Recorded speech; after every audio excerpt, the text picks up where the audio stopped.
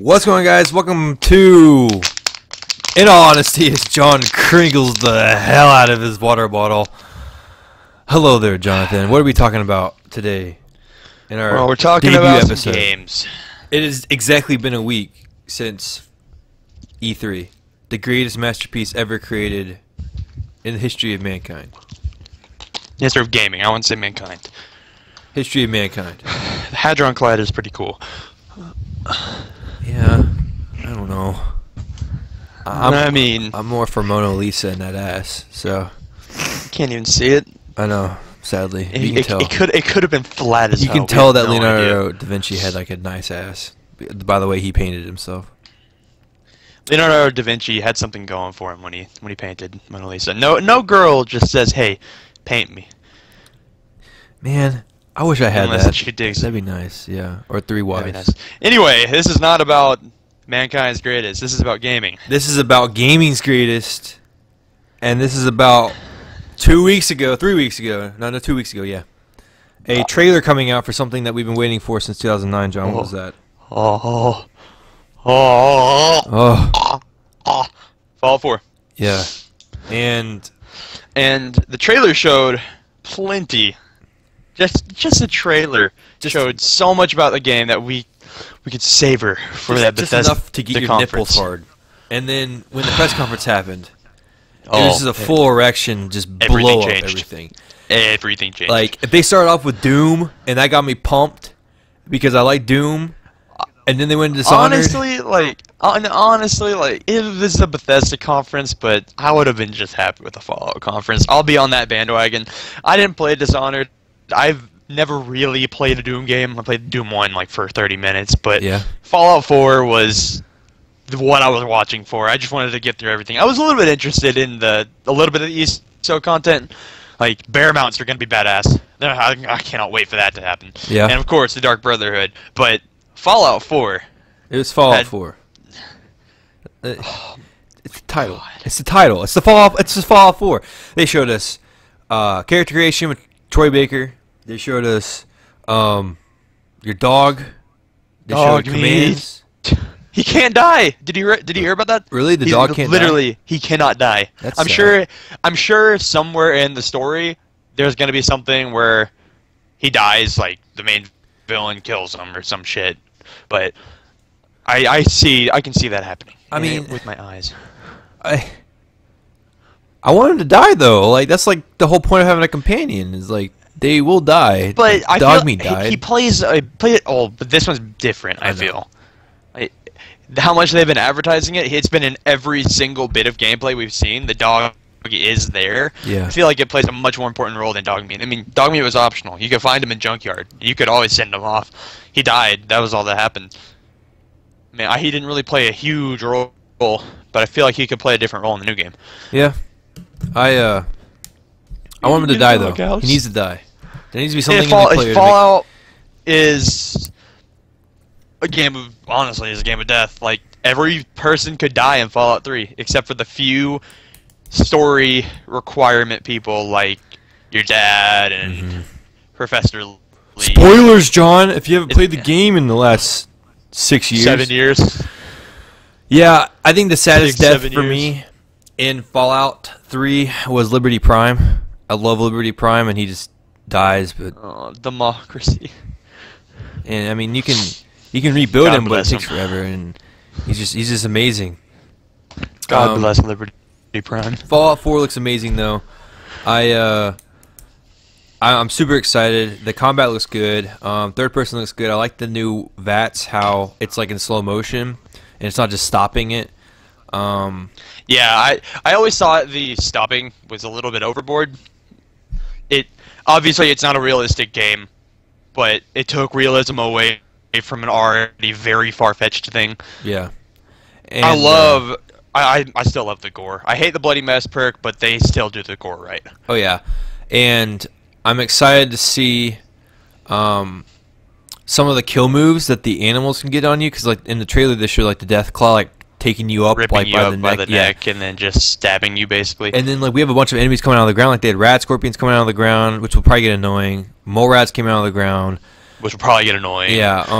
So I want to know. There were actually, like, I'm pretty sure there was a hole in the ground in one of the stores in the main trailer that showed ghouls pouring out of it. That would be so cool to basically see zombies in the game. Which it should be cool because that means that because Boston has a metro system, I guarantee they're gonna link it directly to that. Like wherever the holes are, you can hop down, go to the metro. Oh, dude, I'm that hoping would be great. that The they metros make of Fallout 3 were great enough. Think about how good the metros of Fallout 4 would be. And I just had an experience with the metros in Fallout 3 a couple weeks ago. If you remember me going through the whole DC metro with 1 health until I found that bed. With 1 HP, I remember that. Yeah. But I'm excited to see what they do with the metros because I like the enclosed counter ghoul action. I love the ghouls. I like interacting with the ghouls. Hate the glowing ones, but I love the ghouls. Yeah, and I hope there's something like the Underworld, because I liked talking to the ghouls and stuff like that, and I'm expecting. I hope that there's a decision in the game where you can either side with the Commonwealth or you can side with the Brotherhood. No, it's the MIT became the Institute. Because right. You have to know that there's going to be a whole place where it's only going to be androids, and so I'm excited to see what that is, and I'm glad they made Fenway Park into a whole city and stuff like that. I think it's pretty cool. Oh, yeah, like a whole area of its own.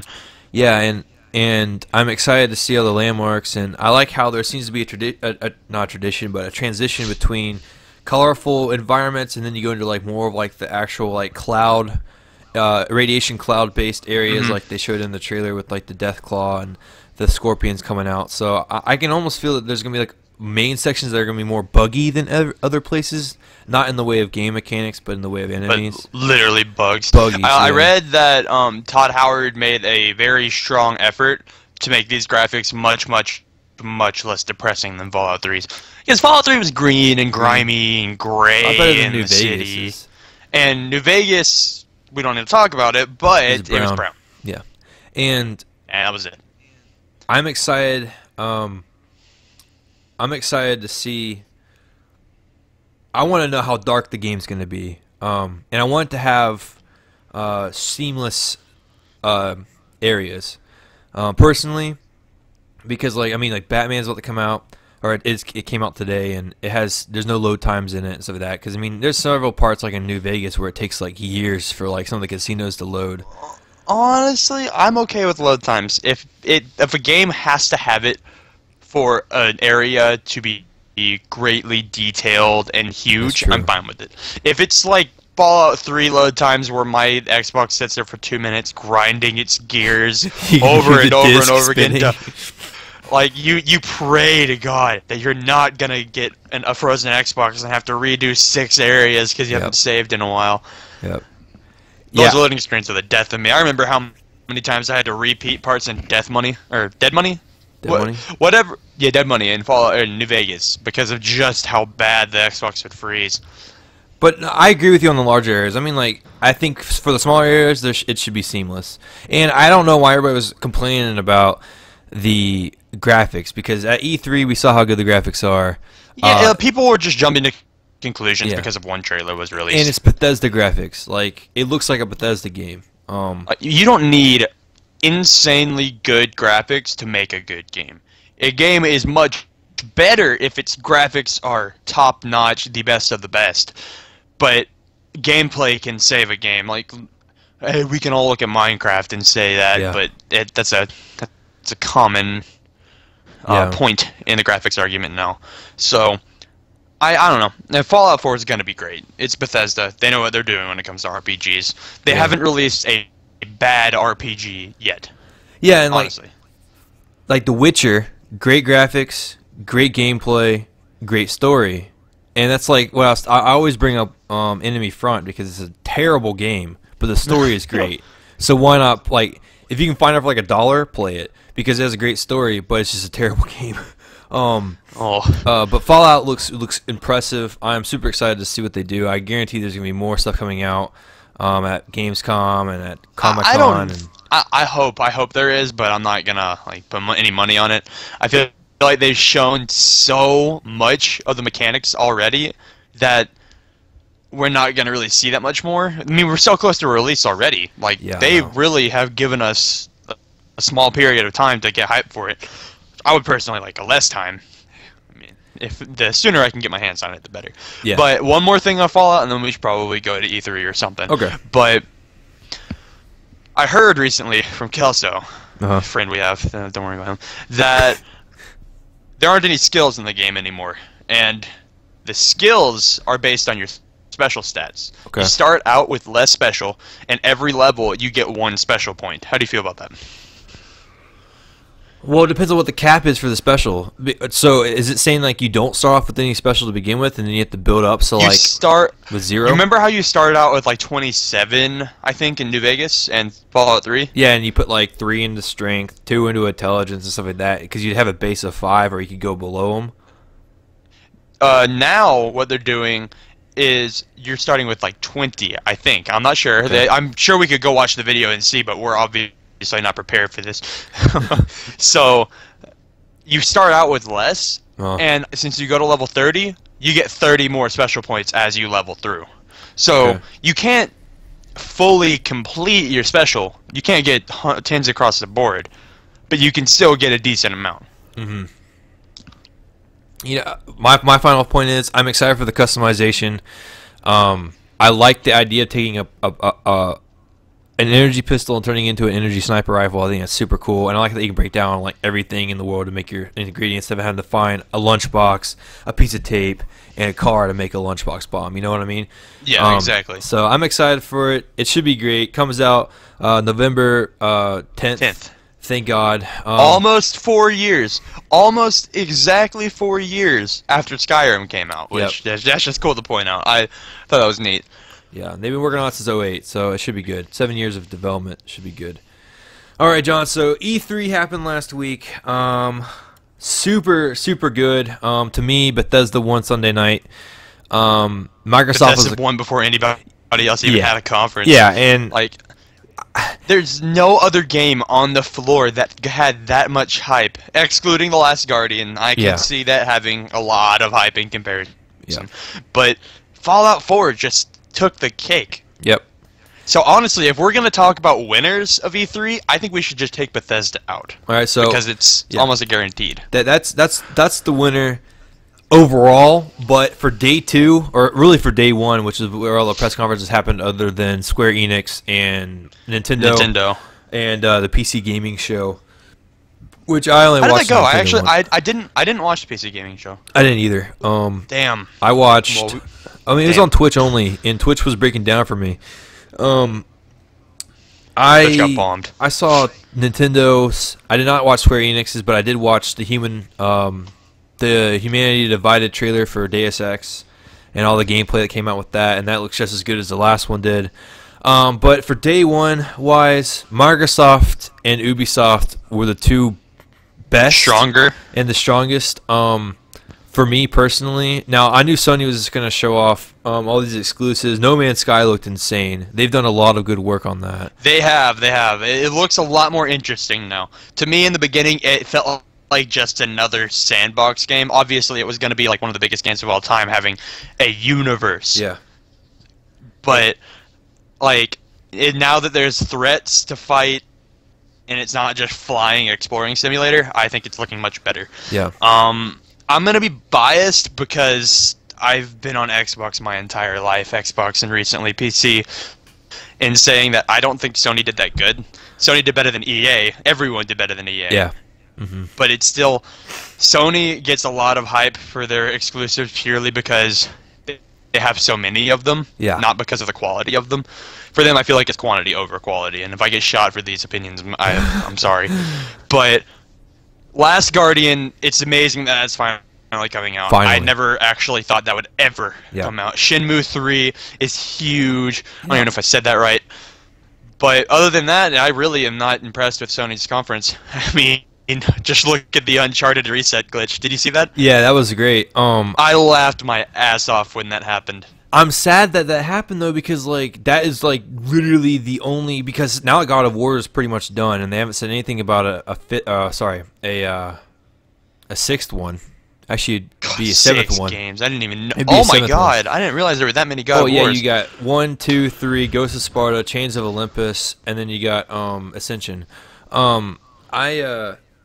Since they're not talking about a new God of War, because I guess Kratos' story is really over, and they really can't do anything else. Santa Monica Studios, unless they do Dante's Inferno 2, they're out of the picture.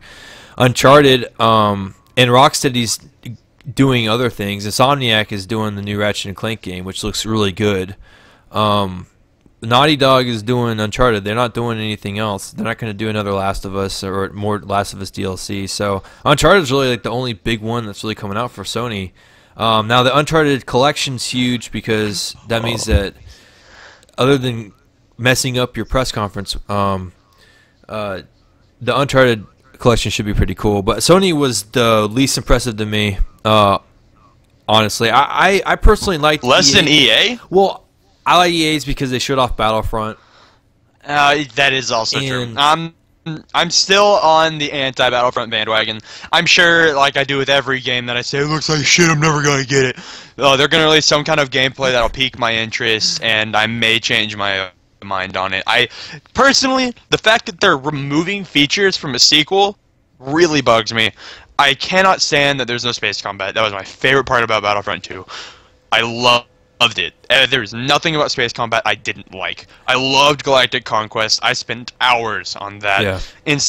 And I may have old information. They may have said more. Like originally, I thought there were only going to be 5 maps on disc, no, but you told 12. me recently that there's 12. There's 12. So that's better. That's good. And the gameplay looked incredible. Graphics-wise, insane. EA never does bad on graphics. That was but we all know how bad Battlefield releases are. Yeah. And it I'm not going to put it behind them to screw this one up too. Yeah. I was nervous from the start that EA and DICE were working on Battlefront. I mean, for good reason. They destroyed Battlefield 4's launch. They demolished that. Or was it 3's launch? I can't remember. 4. It was 4, okay. They destroyed Battlefield 4's launch. Awful, awful launch. Like, it could not have been worse. Well, actually, it could have, but we'll say that after the shit segment. Yeah. And then they just tried to monetize on it by making Battlefield 4. Or Hardline, wow. Hardline's not impressive looking at all. I played the demo once. It had one of the smallest player bases on the first week of any first-person shooter in a really long time. Like, there were already only 5,000 players on PC after the first week of game. Yeah, I don't personally, like, I wouldn't put it past it to have that, because I didn't even think that even looked that good. If I'm going to play a cop simulator kind of thing, I'm either going to play APB Payday, or I'm going to go play Payday. And so, like, for me, for Battlefront, that's the gameplay they showed off was an actual game type called Walker Assault, which makes me wonder if that's going to also be what they showed off in the cinematic trailer on Hoth. I mean, on Endor. And like for space combat, I liked it for somewhat, but I just didn't care about it that much, so that doesn't affect me a lot. Because the thing that pissed me off in Battlefront 2 is that I couldn't use squad commands, because I remember Battlefront 1, I would always, like on Yavin 4 on the temple map, playing as the rebels, I would gather like 6 or 7 dudes and we'd go set up in the ruins and just like have like a whole firing line. So if I wanted to do that, I had to go back and play Battlefront 1. So like, right. For me, if they're taking stuff out, I'm okay with it because I have 2 other copies of the other 2 games I can go play. But we shouldn't have to do that. It doesn't. It's a like, new game. For me, this isn't even a sequel. This feels like a remake of the first game because it's super base. Like even from the standpoint they're considering putting in power-ups. If you go back and play the demo from the 2004, from the 2002 re-release of the movies with the demo that was packaged with it. Right. They had power-ups in it on Endor, and it was complete shit. So I like the idea. I do like the idea of power-ups, like being able to pick up a rocket launcher and only have 1 shot with it. That's pretty cool. Yeah, it's very, very Halo-esque. Yeah, and it has a lot of like, it's almost like an Unreal Tournament, like pick up. You have like 3 set things. You can, yeah. It's gonna be interesting to see. I get it 5 days early. I already have it pre-ordered and stuff like that. Through EA Access. Yeah, I have it through EA Access, which I think is a good deal. Because you get to play all these games I easy. may actually purchase EA Access for that month. Yeah. Just so I can get Battlefield. Yeah. Star Wars Battlefield, everyone. So I could play it for the 5 days earlier and Yeah. just give it a chance. Maybe it'll take me years to install, but whatever. Yeah. Good old podunk internet. But Yo, I'll reserve judgment on it so far. Yeah. We haven't seen a whole lot on it. I mean, That's the E3 first was gameplay. the first Yeah. really. First gameplay trailer we've ever gotten of it. So we might get more. Stuff may come out that really shows that it's going to be good. I think EA's problem though, this E3 though, they talked too much. They didn't show enough gameplay. I wanted to see more stuff on FIFA. I saw like 30 seconds of FIFA footage. It was so cool that Pele was there. Yeah. Okay, we committed somewhat of a sin when it comes to E3, and the group I was watching it with doesn't really like sports games. So we muted the TV and just played Cards Against Humanity while it was on in the background. And it seemed like they were talking to Pele for a really long time. Well, they were asking him why, like when did he first quote "It's a beautiful game," and he was talking about whenever he went to New York and stuff like that, because that's like the whole point of FIFA 16. And it made me mad because for years and years and years, EA, their best franchises have been their sports games, even though some of them, typically NHL, sadly, because they're finally having to redo it. They've been copying and pasting them, but like FIFA 15 was good. But FIFA 16, they're finally... I was watching a video from PlayStation Access where they're finally fixing, like, off-dribbling and all this other cool soccer things. I'm not going to get into too much detail on them. But they spent the least amount of time on their most successful franchises that they've had for years. Well, because EA is a money grubber. Yeah. They're gonna spend the most time on the stuff that they think they can get more money out of because they know, FIFA is going to do insanely well. Hell, yeah. FIFA 15 was released on PlayStation 2 because Brazil has the most PlayStation 2s out of any country in the world. Yeah. That is their biggest console. So obviously they know FIFA's gonna do great. Well, so they're gonna try and capitalize on their games that aren't doing as good. Yeah, like NHL is shit. NHL Yeah. 2015 was absolutely ass. They took out the shootout mode. I liked that game. I mean, I played it. I usually play franchise, so I'm not too picky on some of the other modes. But they're finally putting in like the hockey league back in where you can play 5-on-5 and 6-on-6 because they're counting the goalkeepers now too. But another thing that saved EA for me over Sony is that they finally showed us something from Mass Effect. Giving me Andromeda was perfect because, like, I don't know, I wanted to see something. That was all I really needed to see from EA, to be entirely honest. Like, I was happy with what I got from that. Like, it was a good little taste of a trailer. We didn't see everything about it. We saw just enough to know that they're working on it and they have some content already. Yeah, and transitioning over to Microsoft. Microsoft had the best press conference other than Bethesda, purely because they showed off tons of stuff. They gave us backwards compatibility. Now, I was telling John before we started recording, they just came out and said that the DLC will also be supported if the developers allow it. Choose to. So, like, there's the biggest requested game right now is Red Dead Redemption. Everybody's been writing Rockstar West for tons of for the week. I've just been writing him completely, telling them that they want that game. So because it's all on the developer's discretion, whether or not they allow their game to go on to the Xbox One. And I'm hoping that Grand Theft Auto 4 goes on so we can play Gay Tony again. And oh, Gay Tony, that was so much fun. I want, personally, I want, Darksiders to be on there. Too bad their developer is not around anymore because THQ shut down. And Vigil Games kind of like broke apart. Rest in peppers. I would love to have BioShock on the Xbox One without having to pay again for it. Like for Dishonored, I'm okay paying money for Dishonored again because I love that game. So haven't you bought BioShock like 6 or 7 times? Yeah. No. I've bought BioShock 1 6 times. I gave you one of the copies, and they got that pack that came out that had like 1 and 2 and all the DLC. So That was epic. I loved seeing that. The HoloLens demo on Minecraft blew my mind blowing. out. I feel like they really I've read a lot into it because like I just literally could not believe that was possible. And that was like, did you see the guy that was holding the camera? The kind of high quality camera that had to be shown.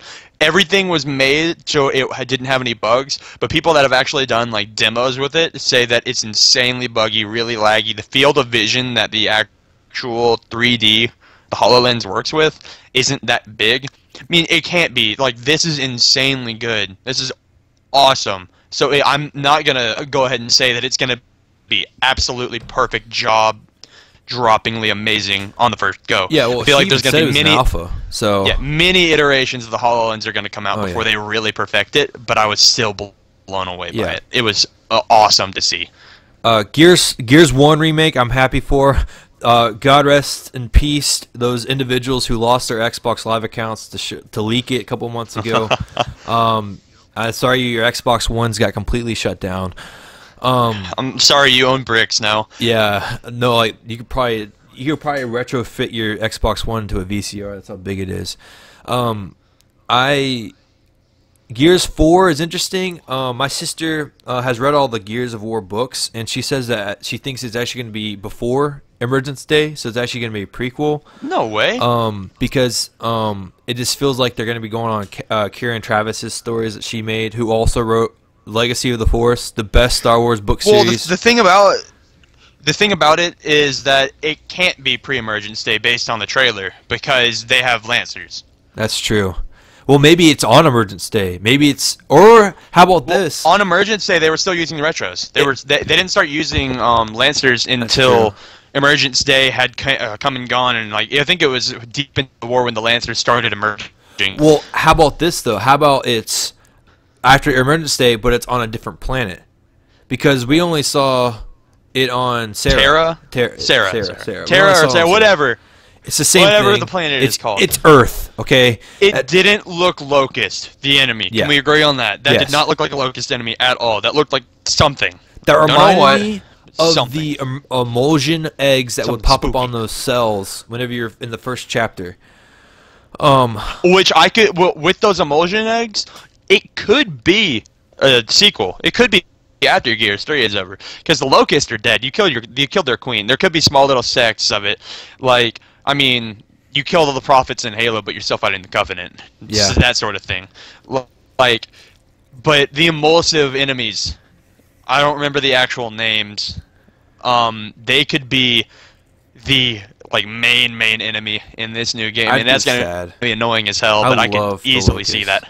I hated Gears of War 3 for one. Like, I didn't hate the game. I hated one aspect of it, was that there was no locusts in the game. They're one of my favorite bad guys personally in gaming. It kind of like the Geth. I love the Geth, and the Geth were gone in 2 and 3, and they were somewhat present. Some, but not as much as number 1.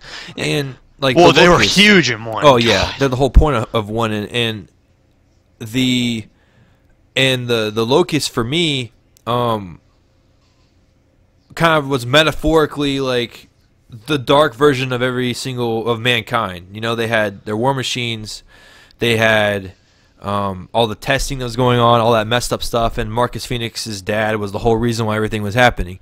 So like you got to take a step back and look, like, they're not really evil bad guys. Mm-hmm. They're another people fighting for themselves. Yep. I mean, Marcus Phoenix and the COG aren't good guys. They're just the side that you have to take. Yep. And that's what I love about Gears, is that it has such a good war story. Like, a lot of war stories are filled with cliches, and Gears is too, but it still has a strong sense of lore. It's just they're strong stories. And we're biased because we're Xbox fans, and they're the exclusives for Xbox, but it's still a good story. Yeah, and it's almost like this is going to be very non-PC, okay? It's almost like the white man taking over the Indians' lands and the Indians fighting back. I mean, it's really what it is. Yeah, it is. Yeah. Like, I mean, back in the 1500s, the Indians were awful. They were bad people. You might have seen some explorers siding with them and trading with them, but they were killed a lot because they were bad people. And you could look at it that way. Locusts have been living under that planet for a while, and because of that, we're sort of invading on their territory. Yeah. So well, like the locusts had to put up with all of our shit and piss going into their planet, and then they went up. I mean, it's just like there's such like two sides. You either love being the douchebag cog, or you like being the locust, or you want to be the locusts that are like going, you know, and taking back your world. I don't know. It's all messed up. It's a great story. Gears 4 looked interesting. The graphics were pretty. I didn't get the chance to see it because sadly some stuff was going down last Monday. I need to go back and watch it again, but I'm excited for it just because it's a Gears of War game. I'm not going to get hyped like Judgment. We're not going to talk about that. But I'm going to say this again because I said it after the Master Chief Collection disappointment. I'm disappointed that Epic Games did the Definitive Edition. Backwards compatibility was just announced, yet they go and they want everyone to spend $60 more on a game they've already purchased, and I don't like that. I'm wondering that though, if Xbox didn't tell any of their developers, because Bethesda is about to bring out the Dishonored thing too, and with the possibility of DLC being compatible, I wonder if Microsoft hadn't told any of their developers what was about to happen. Well, because if that's the case, then why did... Well, just going back on Bethesda, then was that like a one last-minute thing that Todd Howard decided to do, that he's going to pair every Fallout 4 with a Fallout 3 on Xbox One? I don't know, because it also makes sense, though, because if you look at it, Dishonored's also a two-console game, so that makes sense that got remastered. Because PlayStation 4 doesn't have the backwards compatibility, but... Yet. I have a feeling that they're going to do it, honestly. I'm excited because Siege is going to have Rainbow Six Vegas 1 and 2 in it. That's going to be awesome. Those are two of my favorite games. So much on the fun. 360. So, that's exciting because I know that there's going to be like, and they find. All right, we'll get to Ubisoft in a second because I'm about to fangirl over here. But Microsoft, solid. Wait, 1 second, 1 second. I forgot to bring this up on EA. Oh God. But the fucking Minions. What was that? It's to capitalize on the Minions movie. That's what the company. What was that? That looked like. That was like Ass. literally the Connect press conference from 2 years ago. Like in one. That's what it felt like. We can't not mention that. I'm sorry. Now we can go to Ubisoft. Yeah. Well, final thing on Xbox, the Rare Collection looks cool. At $30 for 30 games is great. I'll pay $1 for Conker's Bad Fur Day. Yeah. Like a 10,000 gamer score. That's gonna be great. I mean, that's a hypocritical right there because I said, oh, you shouldn't have to buy games you've already purchased, but a collection on one console, you're purchasing the convenience. Well, of it's that. the difference between that though, John, is that you're buying a game that was for the Xbox original and N64 and stuff like that. You're buying games that weren't even on the 360. You may have had the virtual console games, but they weren't actually $60 for it again. Yeah, and you never paid $60 for Banjo-Kazooie on the Xbox 360. If you bought it off of the arcade, you paid like $10 or $15. So I see what they're doing there. It's a good way to capitalize. Rare is 30 years old, and Sea of Thieves looks Sea of Thieves, amazing. we almost didn't even mention that. I'm an idiot. Oh, Sea of Thieves looks so good. Like, that might be my top pick for a new IP that has been released in a really, really long time. Honestly, nothing has piqued my interest like that did. I will never play. Okay, I'm not a fan of the Assassin's Creed games, and whenever I saw Black Flag, that was the first Assassin's Creed that really made me want to get it and play through it because of the sailing and the shanties, the boats. The shanties were the best part of the game. And like just the kind of sea combat in Sea of Thieves with your friends, pillaging and plundering and fighting all these undead skeletons and other pirates on the seas. Looks like a pirate-based DayZ even. We don't know if it's going to be like that yet, but it would be amazing for that to happen. Yeah, it looks like so much fun. Well, we'll see what happens, though. I can almost see it being like one of those... I can see it being free to play with a bunch of microtransaction stuff, which would make me sad. Real quick, going back to Sony, because we didn't really talk about it. It was the only one that showed off this game. Black Ops 3. Yeah, I forgot about COD. Before anything happens, I hope that now we have backwards compatibility. The thing you read, John, about them possibly doing the thing with campaigns from Black Ops. It was a leak on 4chan. Yep. It was a leak on 4chan where the original, the actual ending of the game. I'm not gonna like spoil anything if this is the case, but the actual ending of the game is blocked by these achievements that are on Black Ops 1 and 2. Then you have to go back through and get those achievements on those games and change their campaigns to get the actual ending of the third campaign. It sounded like an absolutely awesome feature, but you had to go back and play other games for other consoles. But now that backwards compatibility happens, I could actually see it work that way. I am super stoked for that campaign. 4-player co-op. Black Ops has had the best campaign. To me personally, I like World at War's campaign was fantastic. You start off a campaign with some dude getting stabbed in the chest right in front of you with a Japanese bayonet, and then Semper Fi happens, and oh, it's great. And Black Ops 1 Vietnam, the only Vietnam Call of Duty for some reason. And then Black Ops 2's campaign was sick. You got custom classes. You had 4 or 5 multiple endings, and I love. Black Ops 2 had the best Call of Duty campaign. That's no competition at all, but it was still an amazing campaign. I liked Black Ops 1's better, but that's just because it was Vietnam, and it's something we hadn't seen. Subject matter was new. Yeah, but like for me, in Black Ops 2, I always had a light machine gun just because it was fun.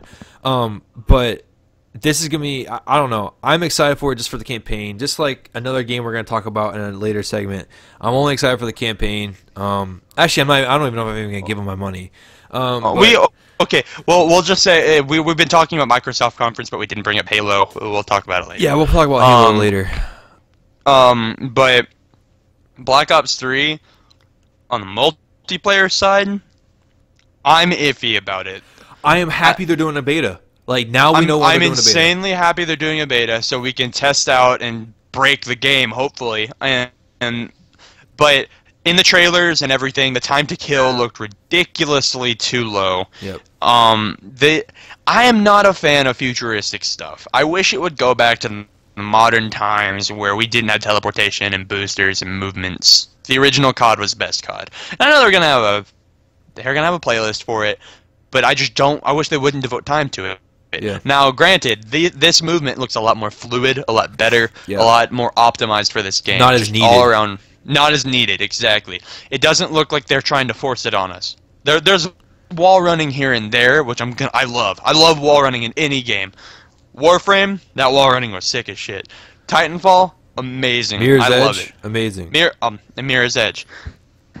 Another one good thing about the EA conference, but just the specialist packages are the only thing in Black Ops 3 that really just are iffy to me. Yeah.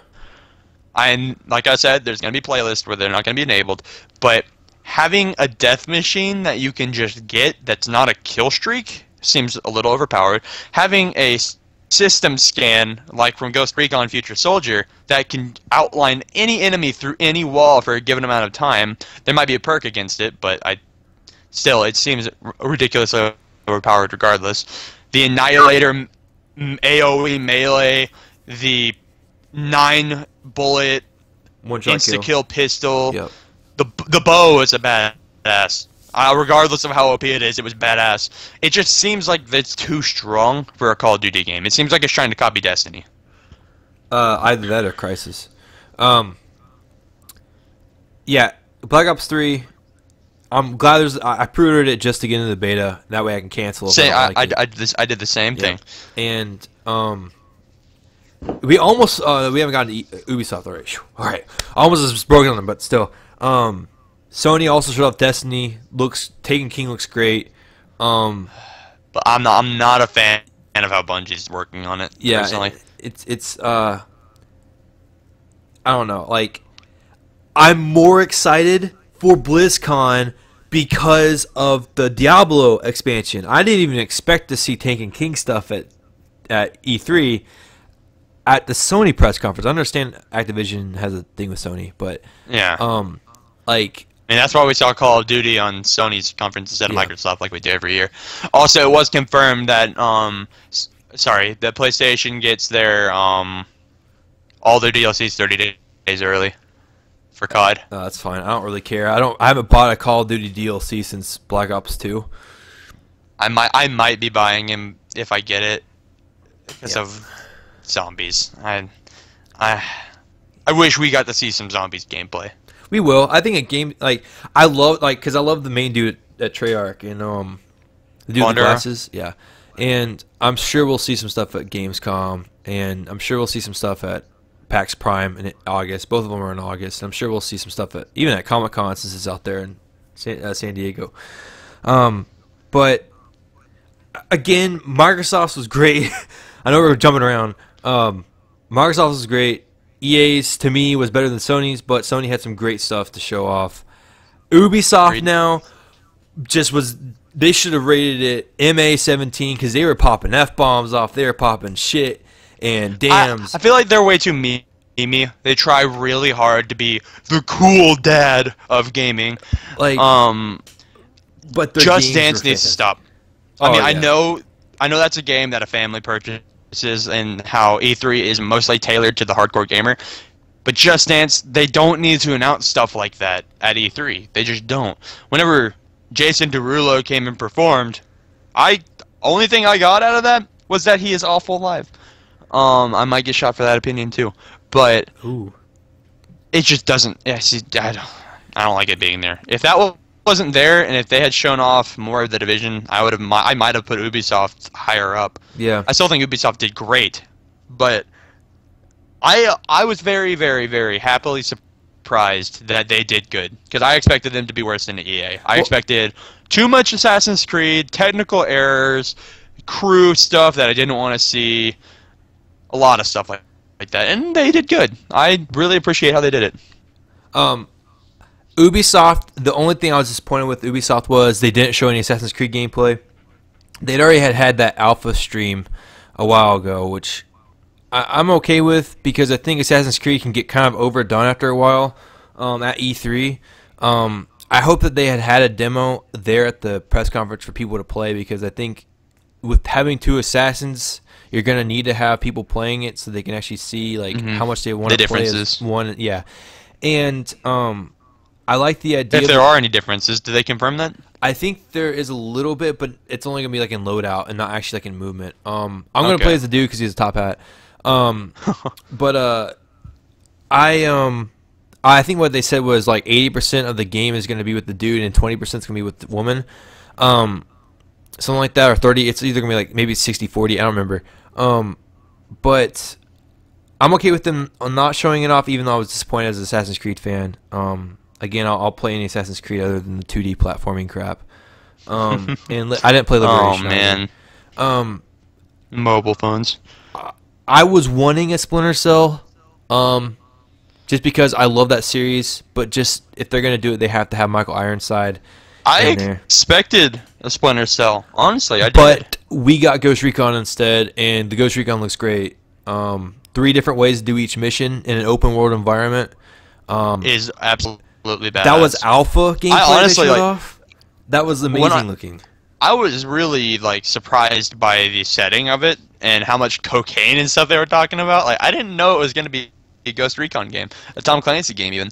I Like, thought it was gonna be Call of Juarez. The first time they showed like the Mexican stuff, I was like, wow. And then it went into like drug cartel stuff, and it looks like there's gonna be open world map for each continent because the way they showed off on the trailer, you're gonna be like in the Alps, then you're gonna be like and in out the desert. Morocco. Yeah, and so it's gonna be interesting how they do it. It's only in pre-alpha, which means it probably won't be out until next year or even later. Oh, it definitely won't be out till next year. I could see it honestly being 2017. 2017. Knowing a Tom Clancy game like The Division, it's gonna be out in 2090. God like- rest his soul. But The Division looked like the Dark Zone looked really cool. I'm not gonna really get hyped for The Division. I was hyped 3 years ago when Destiny was announced. Like, dude, the Dark Zone is the biggest way to get is a huge penis To lose drawn in. friends. Oh my gosh, dude! Like that made me excited to play with like randoms, hardcore. I know for a fact I can play a single player now and live out like being a complete dick for no reason. But I would only for me, I would only go into the dark zone until I actually had good enough stuff to kill people. I don't want to go in there with like a level 1 pistol and get just completely demolished. I'm excited. I'm glad they had the same, voice actors pretty much. The same people doing the call outs of that. I'm glad they're keeping some continuity between each of the things. The trailers each year. Yeah. And I'm sure we're going to be saying that next year too. Well, it comes out March 6th, so there's going to be a delay. Yeah, I know. It's the division. It's almost getting to the point where Splinter Cell Conviction was announced in 07. No, sorry, 06. And they didn't come out till 12? 09. They 09. They pretty much took the game that they had, all $2 million they'd already spent on it, and scrapped it completely and then redid it from the ground up to make Conviction. And I hope that doesn't happen with any of them. Siege Terrorist Hunt saved it for me because they oh no, they showed off a new version of Terrorist Hunts objective style, and then they said that you can bring out, you're gonna have a classic version of Terrorist Hunts, which makes me excited. And then bringing out Vegas 1 and 2 completely helped me solidify me actually buying it, because I was seriously worried, and I'm supposed to get the beta stuff anyways. Oh, I mean, it made me worried. I was like, Terrorist Hunts is my favorite game type, and it has been since lockdown. And like, I want to play it because that's like the best thing. I know that sounds kind of weird, like, I want to go hunt some hit terrorists, but like sitting there on the casino level, not casino, screw casino, and like the Three Dragon theater in the mall, and going to the E3 conviction, the MLG convention center, and like just camping the shit out of that game, waiting for those son of a guns to come through like the door after like ringing the alarm. Yeah. I'm having a tough time remembering everything about it because it's been just so long. But I'm excited for it. Siege should be interesting. I miss Patriots, but I'm glad that what they scrapped wasn't completely just out there. Like, it still has some of the same kind of like feel to it, maybe, that it's gonna be more like it's gonna be more CIA kind of based stuff and FBI and. Right. But Patriots look good, but I'm glad with what we're getting is what we're getting, because I was seriously worried whenever we hadn't heard anything since like 2010 on it. 9? Was it 09 when Patriots? 9 or 10. I think it was 10. But I'm excited for it. Ubisoft had the second best to me. I think. And for speaking of good IPs, like For Honor, Thieves, good new IPs. For Honor looked really fun. It looked like a much better version of Chivalry. Yeah. Yeah. A much more thought out version. The combat looked a lot smoother, and it's pre-alpha. A lot smoother and much more well thought out. Very well thought out. Let's just briefly touch on Nintendo. There wasn't really anything big. I feel like the only thing they did was shit on Metroid fans. Where's my dollar at, John? No new Pokemon, obviously no new F-Zero. Nothing really for Smash because they had just released Roy and Ryu and Lucas. I was shocked that we didn't see any kind of Zelda, like, other than the stupid 3DS game, in my opinion. Like Zelda Wii U, they showed off stuff at the Game Awards show, but like, we haven't seen anything else since then, and like, it's making me upset because I'm like, we're about to get an open world Zelda game like Skyrim, yet they haven't shown anything off on it yet. Yeah.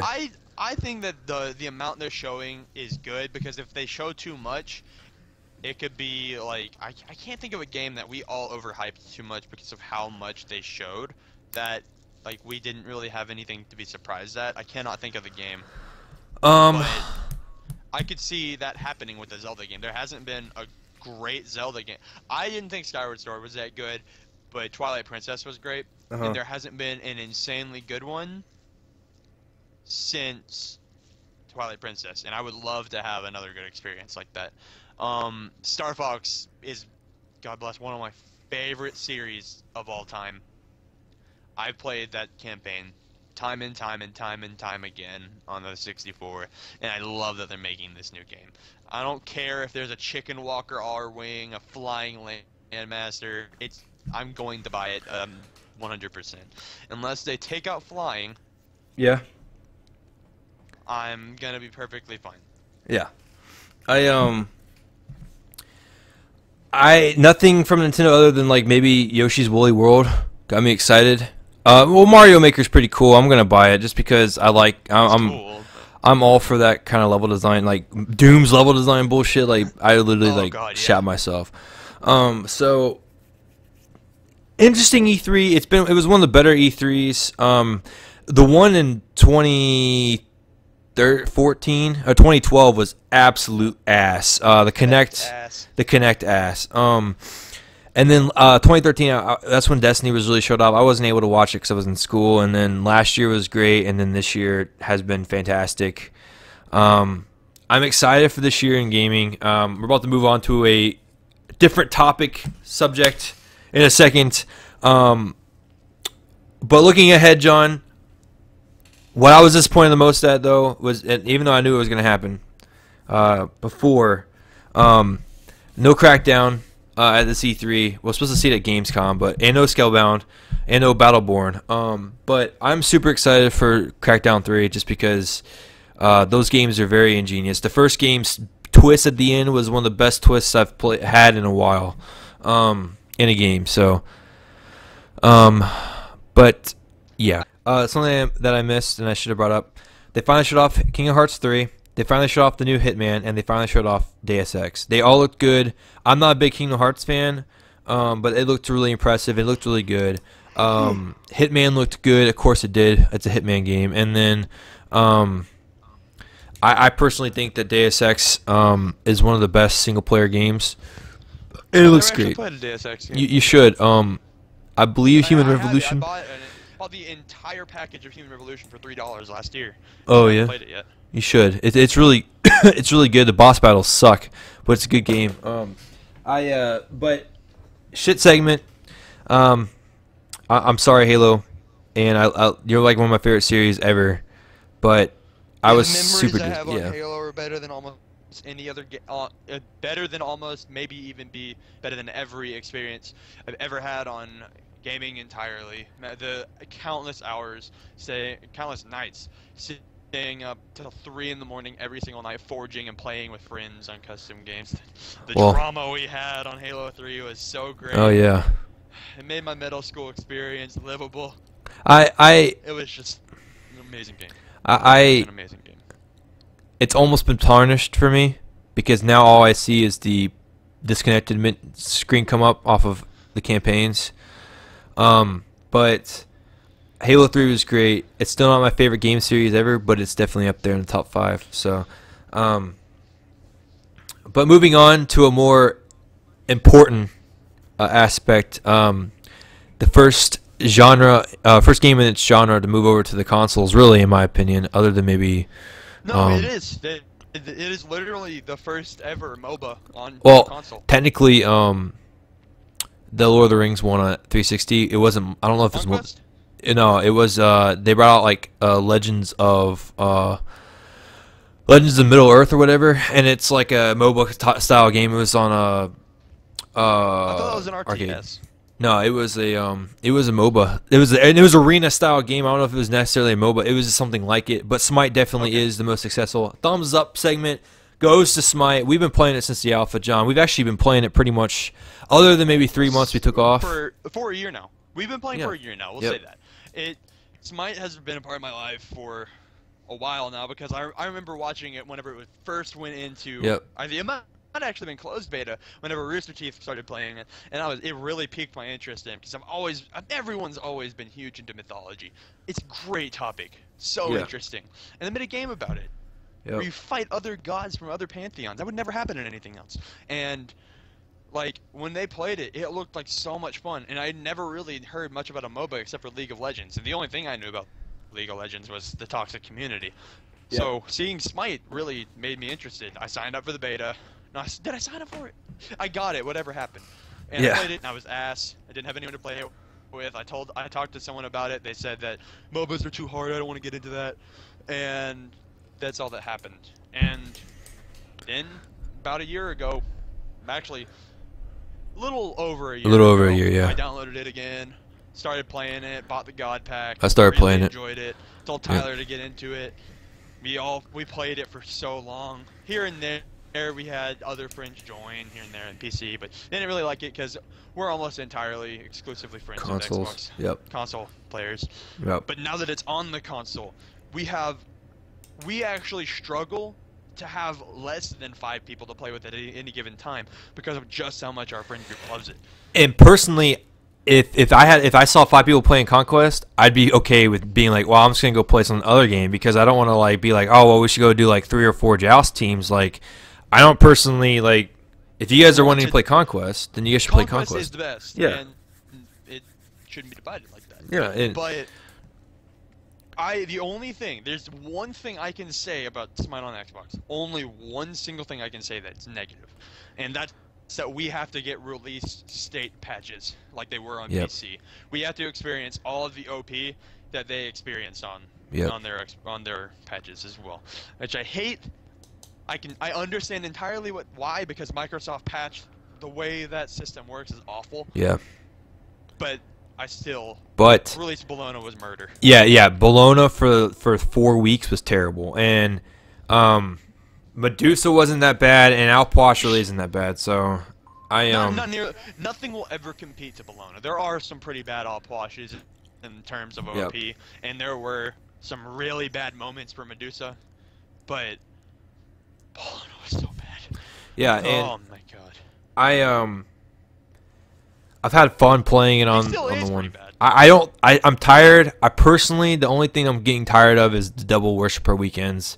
There's just been so many that my stats don't even like. My stats are kind of like terrible now because I'm like, I'm 4 or 5 above. I'm 4 or 5 worshiper masteries.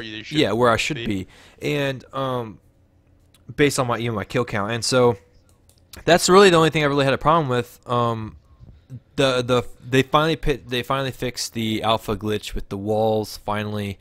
That was a while back. Yeah, and I'm happy that they did it. It was so necessary. It was needed. Getting stuck on Emir's wall when he was the free. Emir and Thor had, or 2 of the 4 characters that you would mess up your walls on. Yep. And you would get stuck inside of them, and they were both free. Yep. So you would probably come across them in like every few or so games, because the God Pack wasn't released yet. And it was just terrible how many times you would get killed because you got stuck inside of a wall.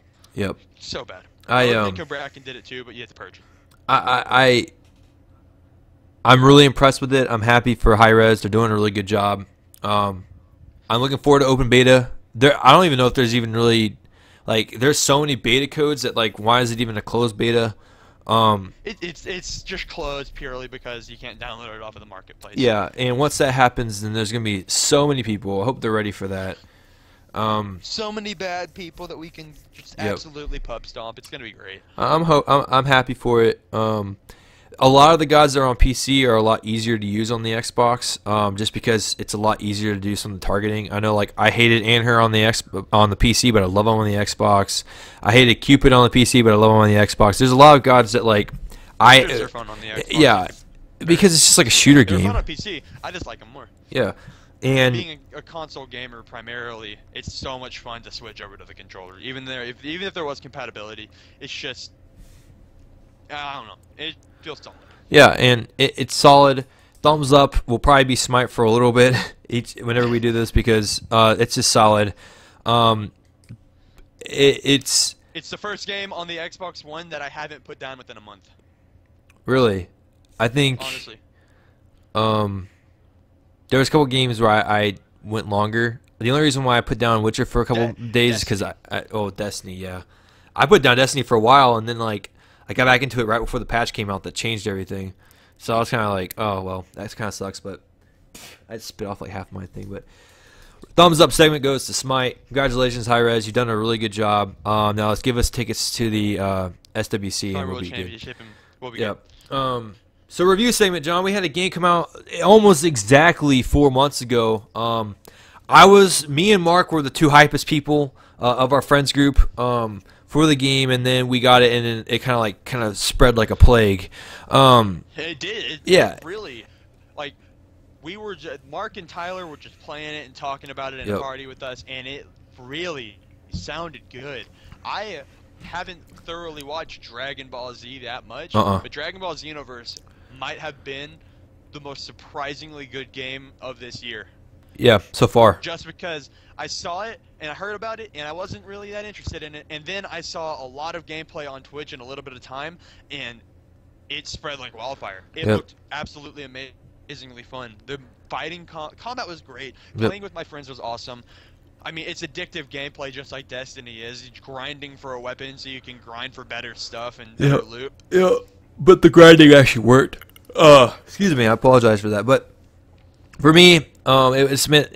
There's been several other games where you could like create your Dragon Ball Z hero and stuff like that. And for me, like, I love that kind of stuff because I used to make characters and stuff like that were like that, anyways. But to be able to do it and like be able to shoot off Kamehamehas and special beam cannons and final flashes and stuff like that made me extremely happy. My problem was that I built my character the wrong way, and so in PvP I had to get owned hardcore.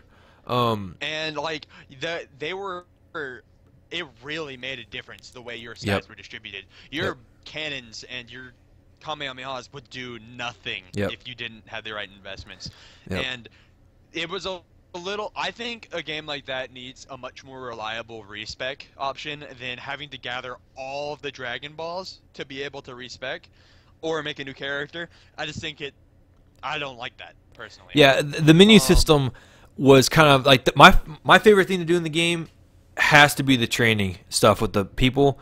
I like doing it just because I like. Were amazing. And I like training with Sal and stuff like that, and hearing him lose his shit whenever you got a Z, and like I loved doing that, even though we found out the biggest way to cheat it.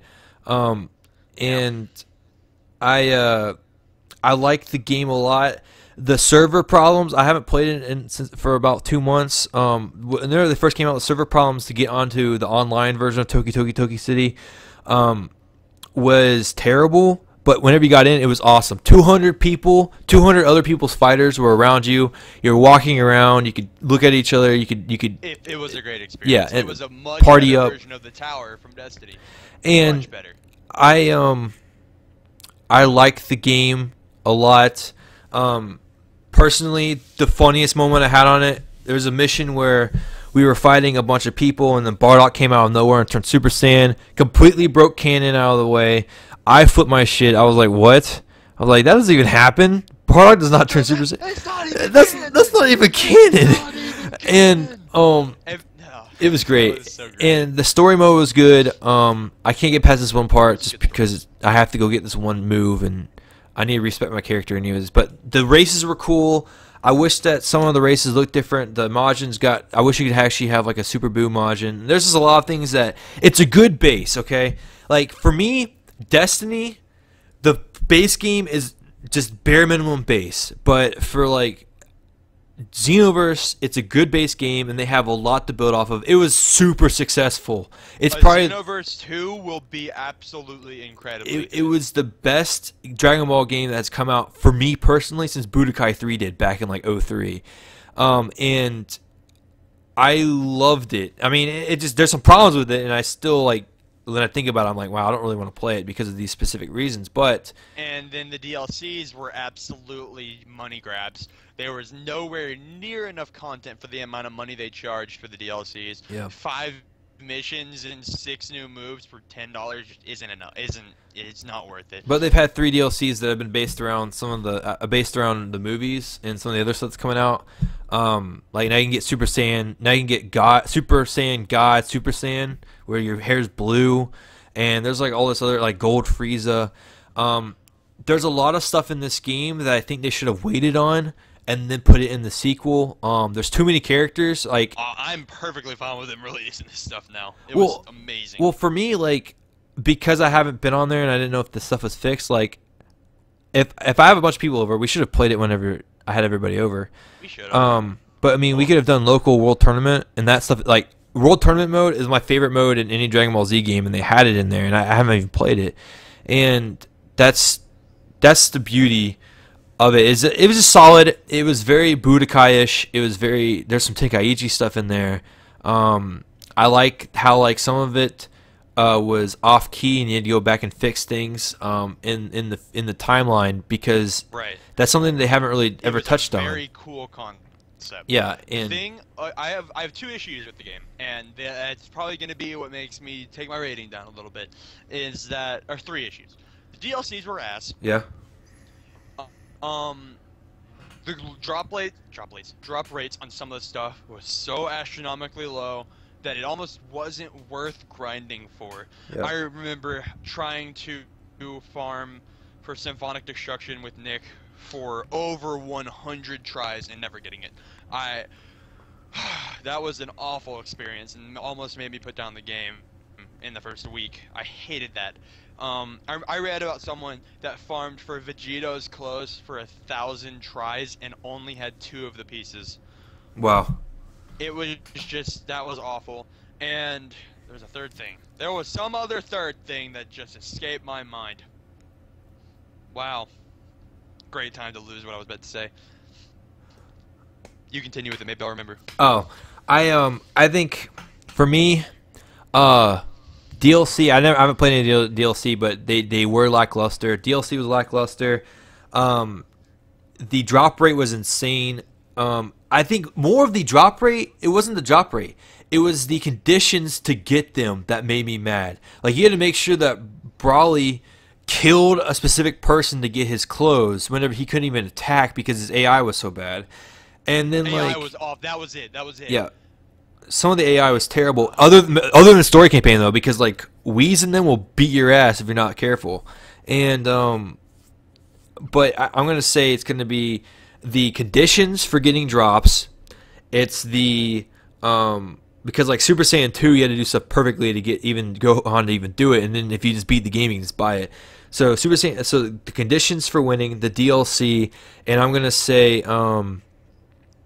the leveling up system wasn't detailed enough to where you could be like, because it just said Kai Supers, so I'm like, so does that mean ultimate attacks or does that just mean supers? And like, so they needed to maybe break that down a little bit better and maybe have a better description. But other than that, I'm gonna probably give it, personally, I'm gonna give the game a 8 out of 10, just because it was a solid game, best Dragon Ball Z game I've played since the Budokai game. Maybe even Shin Budokai on the PSP. I broke that game. I played it so much. Like as a fighting game, okay, I'm gonna. I can't look at it as a fighting game. That's because it's not to me. Like, it's nowhere close to a fighting game for me. Because Dragon Ball Z games for me are so different from Street Fighter or Mortal Kombat. Because I'm so canon and so Dragon Ball Z anime-esque oriented, where I'm going to be like, well, I want to, like, I'm not going to go Super Saiyan unless I absolutely have to, because that's how they did it in the show.